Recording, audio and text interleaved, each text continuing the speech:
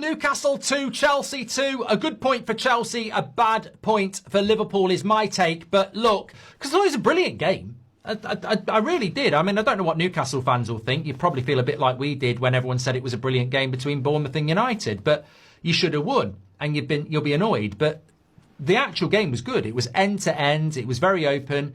I think Newcastle were the better team and they deserved to win. But Chelsea will be over the moon with a point. I thought Reece James and Bruno Guimaraes were the two best players on the pitch. And I thoroughly enjoyed the game. And look, without the penalty, Harvey Barnes should score 2. Voltemada should have got his hat-trick. I don't think Chelsea had the chances that Newcastle had to win the game. And Newcastle should have won the game. And maybe that's why they're in the bottom half of the table, because there's just something not quite right about Newcastle at the moment. Even Elanga at the end, why he doesn't slip Harvey Barnes in? It's just, decision making, poor finishing, whatever you want to call it.